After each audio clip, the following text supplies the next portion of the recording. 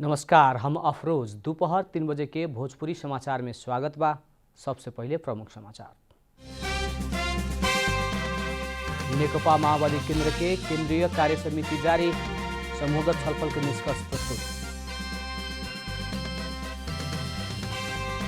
लुम्बिनी प्रदेश प्रमुख अमित शेरचन द्वारा प्रदेश सभा के हिउँदे अधिवेशन आह्वान, भादो 1 गते बैठक बैठी।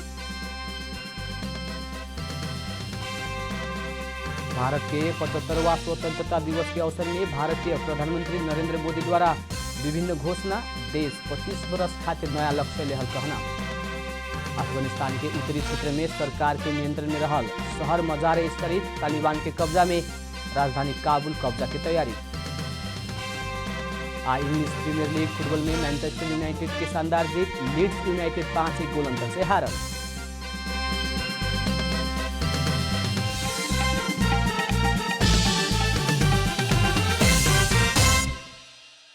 अब पूरा समाचार।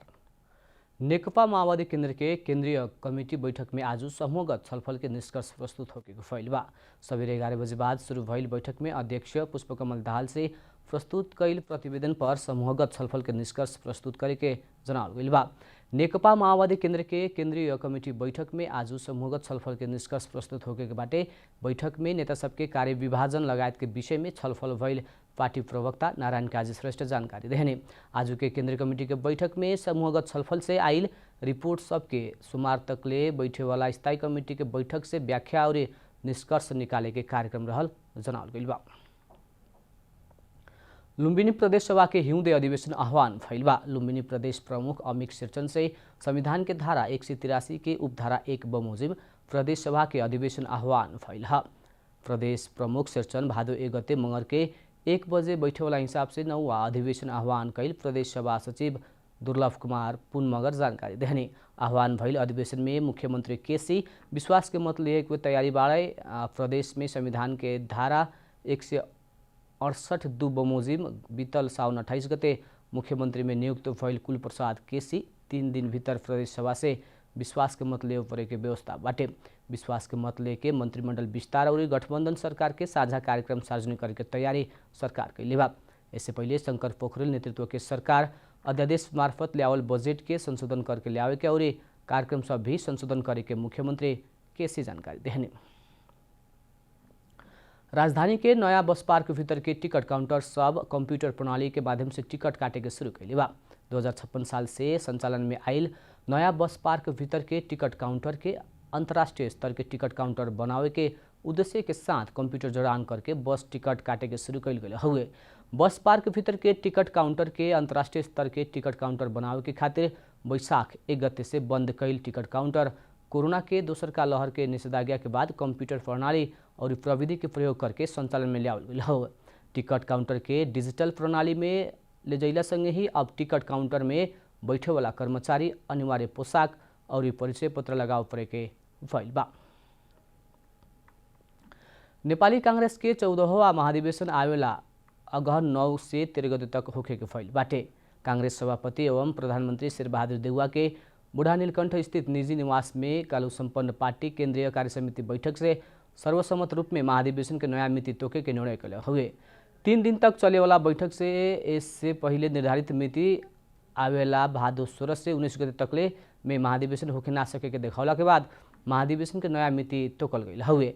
भादो 2 गते तकले क्रियाशील सदस्यता के अंतिम नामावली तय करके भादो 3 गते केंद्रीय सभापति के बुझाव के आ भादो 4 गते क्रियाशील सदस्यता के विवरण सार्वजनिक करे के बैठक निर्णय कैले बा। वैसे ही गाँव नगर वडा अधिवेशन भादो 18 गते, गाँव नगर अधिवेशन भादो 27 गते, प्रदेश सभा क्षेत्रीय अधिवेशन कुवार 1 गते, प्रतिनिधि सभा क्षेत्रीय अधिवेशन एकमात्र प्रतिनिधि सभा निर्वाचन क्षेत्र भइल जिला अधिवेशन कुवार 5 गते, 1 से ज़्यादा प्रतिनिधि सभा निर्वाचन क्षेत्र भइल जिला अधिवेशन कुवार 10 गते और प्रदेश अधिवेशन कार्तिक 10 से 12 गते तक के खातिर तोकल गइल बा। जनता समाजवादी पार्टी के आधिकारिकता गंवावल महंत ठाकुर पक्ष नेता राजेंद्र महतो से बहुल्य राष्ट्रीय राज्य स्थापना के खातिर संघर्ष करे के चेतावनी देहले बानी। शनिचर के काठमांडू में आयोजित अपना पक्षीय बागमती प्रदेश के अगुआ कार्यकर्ता सबके भेला में नेता महतो ओकरा खातिर तैयार रहेला पहाड़ और हिमाल के पार्टी नेता कार्यकर्ता के भी आह्वान कहनी। लागि मधेस त पहिले तयार भइसकेका छ। मधेसमा 3-3वटा आन्दोलन भएर राष्ट्रिय मुक्ति आन्दोलनको लागि पहिले तयार, थरवट पनि लगभग तयार। अब पहाडको जनजातिहरू तयार हुनु पर्यो, हिमाल पहाडमा संगठन बन्नु पर्यो नि त। कार्यक्रम में बोलत शीर्ष नेता महंत ठाकुर, सांसद रेशम चौधरी लगायत के मधेश आंदोलन के क्रम में बंदी बनल झूठा आरोप लागल नेता कार्यकर्ता सबके तत्काल रिहाई न कैला पर सरकार विरुद्ध कड़ा आंदोलन में जाए के बाध्य होके के चेतावनी देने। वहाँ के लाल आयोग के प्रतिवेदन तत्काल सार्वजनिक करला भी सरकार के दबाव देवे के कहनी।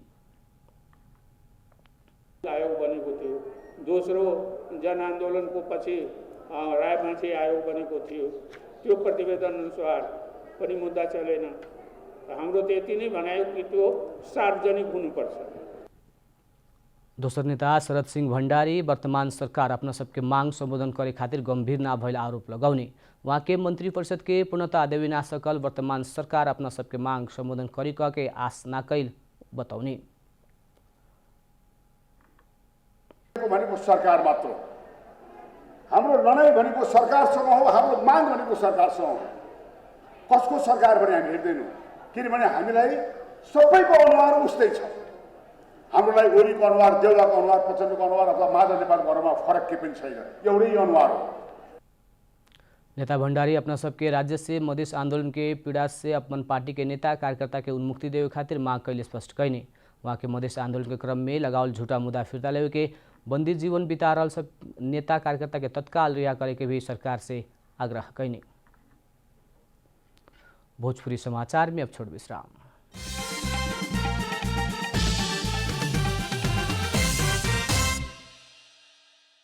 भोजपुरी समाचार में अब बाकी समाचार।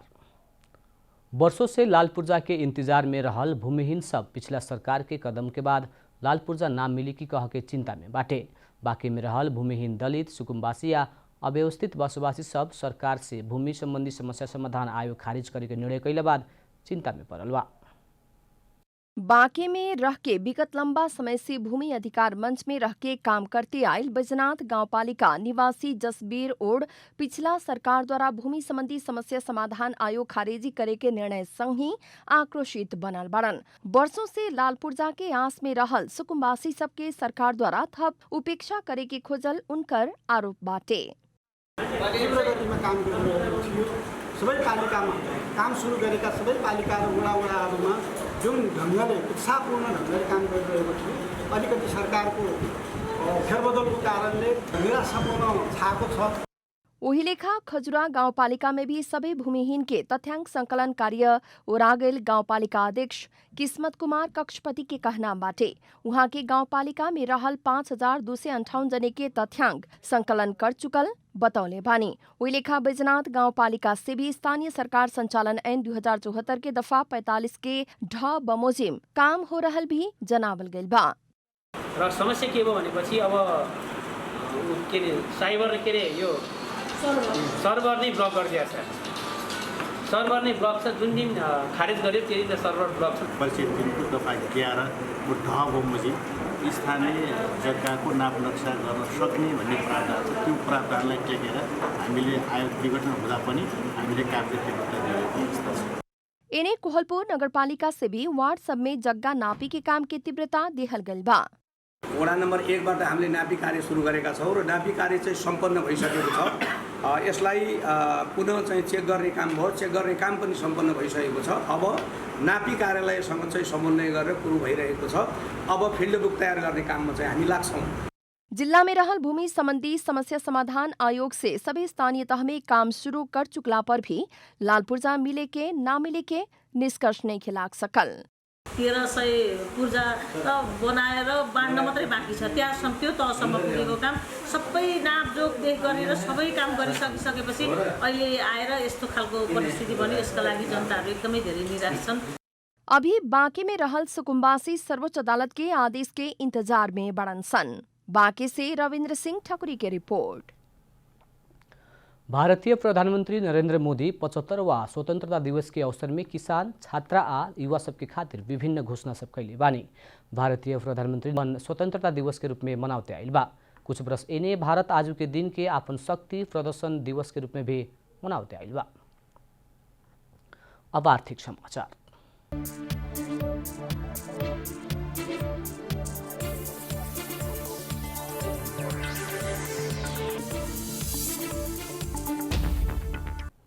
भूकंप, नाकाबंदी होखो या कोविड महामारी, हरेक परिस्थिति नेपाल के आत्मनिर्भर होखेला झकझका रहल बा। कृषि प्रधान कहल देश नेपाल कृषिजन्य उत्पादन में तो आत्मनिर्भर बने नहीं के सकल, दोसर क्षेत्र में भी कहिया बनी कह के सवाल अभी भी ताजा बा। हर साल के नीति तथा कार्यक्रम में एके रटान होखेला देश के विभिन्न क्षेत्र में आत्मनिर्भर बना के व्यापार घाटा कम करे के। उतना ही ना दोनों पड़ोसी देश में नेपाली उत्पादन के निकासी के प्रवर्धन करे के और बेरोजगारी दर न्यून करते ले जाए के भी कहल जाला। लेकिन कार्यान्वयन खातिर सरकार संगे ठोस योजना अभाव में नया उत्पादन तका भइल उत्पादन के भी बाजार ना मिले के उद्योग धंधा सब बंद होखे के अवस्था में बाटे। विगत के भूकंप, नाकाबंदी, कोविड महामारी जैसन बड़का बड़का विपद आ कठिनाई के चलते नेपाल के आत्मनिर्भर बनेला पाठ सिखा रहल बा। सरकार आयात प्रतिस्थापन कर सके वाला वस्तु में बृहत उत्पादन करे ना सकला बाद भी व्यापार घाटा बढ़ते जा रहल बा। हामीलाई यो महामारीले सिकाएको कुरा के छ त भन्दाखेरि हामी आत्मनिर्भर हुनुपर्छ र हामी आत्मनिर्भर नभइकन हामी देशको समस्या, जनताको समस्या समाधान गर्न सक्दैनौँ। हामीले स्थानीय स्तरमा, प्रदेश स्तरमा साना उद्योगहरूको व्यापक सञ्जाल निर्माण गरेर ती साना उद्योगहरूको वरि बीचमा फेरि ठुला उद्योगहरूको स्थापना गर्नुपर्ने आवश्यकता छ। कृषि योग्य जमीन ऐसने भइल, दक्ष जनशक्ति वैदेशिक रोजगारी खातिर बाहर गइल, लागत खर्चा अत्यधिक भइल, खेती योग्य जमीन में सिंचाई के अभाव, रेमिटेंस के प्रभाव आ क्रय शक्ति बढ़ते गइल लगायत के कारण से आयात उच्च भइल देखल गल बा। युवा के स्वदेश में उद्यम बनेला प्रेरित करे ना सकल सरकार के चुनौती त बढ़ले बा। योजना अनुरूप खाका बनावे ना सके वाला क्षमता के कारण समृद्धि आत्मनिर्भर बनेला देश के अटका रहल बा। 4 लाख भन्दा बढ्ता त्यस्ता युवा जो कि हरेक वर्ष नेपालको जब मार्केटमा आउँदछन् र अहिलेको वर्तमान स्थितिमा कि त खाडीतिर कि चाहिँ सुदूरको बाटो भइकन भारततिर जाने बाहेकहरू कुनै पनि चाहिँ एउटा चाहिँ भनौँ एउटा एस्पायर गर्न सकिने एउटा चाहिँ ऑप्टिमिज्म हुन सकिने वातावरण। आत्मनिर्भरता खातिर सरकार से लेके नागरिक तक की सोच में ढिलाई करे न होके के विज्ञ सब बतावेलन। सड़क में राष्ट्रीयता के नारा बुलंद करे वाला नेता आ जनता सब में राष्ट्रीय उद्योग धंधा के जोगा के देश के विकास के ओर बढ़ावे के चेतना जगावे पड़े के आ कमीशन खातिर विदेशी सामान ले आवे के, उद्योगी संगे चंदा वसूले के, मजदूर के चढ़ा बढ़ा के हड़ताल के राजनीति करे जैसन क्रियाकलाप से देश में स्वदेशी उद्योग धंधा थप धराशायी बनावे तरफ सचेत होखल जरूरी बाटे। कैमरा ब्यूरो के साथ रूपा घिमिरे की रिपोर्ट। भोजपुरी समाचार में अब छोड़ विश्राम।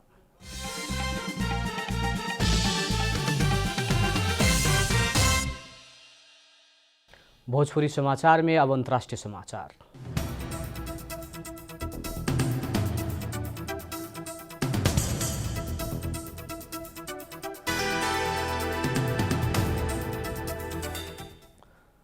तालिबान विद्रोही अफगानिस्तान के उत्तरी क्षेत्र में सरकार के नियंत्रण में रहल अंतिम प्रमुख शहर मजार-ए-शरीफ भी कब्जा कैले बा। मजार-ए-शरीफ के परंपरागत रूप में तालिबान विरोधी शहर के रूप में लेहल जाला। इस शहर भी कब्जा में लेहल तालिबान के खातिर बड़का सफलता मानल गई बा। अमेरिकी सैनिक फिरता होके के क्रम में अंतिम चरण में पुगला संगे ही तालिबान ग्रामीण इलाका होखत शहरी क्षेत्र में अपन प्रभाव बढ़ौले बा। अफगान राष्ट्रपति अशरफ घानी कुछ दिन पहले ही मजार-ए-शरीफ शहर के भ्रमण कैले रहने। वहाँ के सरकारी सुरक्षा बल के मनोबल बढ़ावे के खातिर वहाँ गई रहने। तालिबान विद्रोही अभिन देश के अधिकांश क्षेत्र में कब्जा करे में सफल भइल बाटे। तालिबान के लड़ाकू अब राजधानी काबुल तरफ आगे बढ़ रहल बा। पिछला हिंसा के कारण 2.5 लाख से ज्यादा आदमी विस्थापित भइल बा। अब खेलकूद समाचार।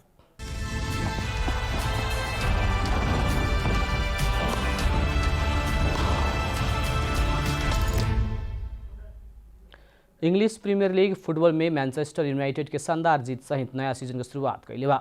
शनिचर रात भइल अपन पहिलका खेल में लीड्स यूनाइटेड के 5 गोल अंतर से हरावत यूनाइटेड उत्कृष्ट शुरुआत कैले खा। घरेलू मैदान में यूनाइटेड के जीत आवे खातिर ब्रूनो फर्नांडेज हैट्रिक पूरा कैले रहलन। जीत संगे यूनाइटेड पहिलका खेल में महत्वपूर्ण 3 अंक जोड़े बा। यूनाइटेड तालिका के शीर्ष स्थान में पुगल बाटे। लीड्स हार से नया सीजन के शुरुआत कैले बा। अंत में प्रमुख समाचार फिर एक बेर। नेकपा माओवादी केन्द्र के केंद्रीय कार्य समिति बैठक जारी, सभोगत छलफल के निष्कर्ष प्रस्तुत।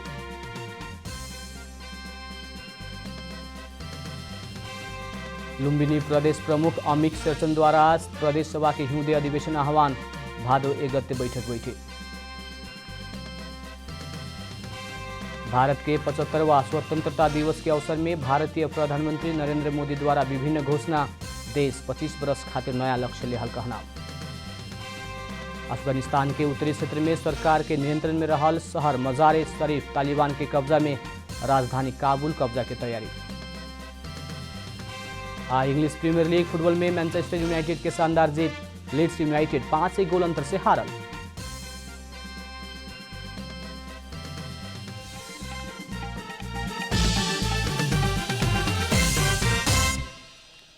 भोजपुरी समाचार अभी खातिर इतना ही। जनता द्वारा जनता खातिर प्रसारित जनता टेलीविजन के कार्यक्रम सब यूट्यूब, ट्विटर, फेसबुक हमने के वेबसाइट जनतासमाचार.com में भी पढ़ा देख सकत बानी। सूचना में अपने के सहभागिता, समय में समाचार हमने के प्रतिबद्धता। प्रणाम।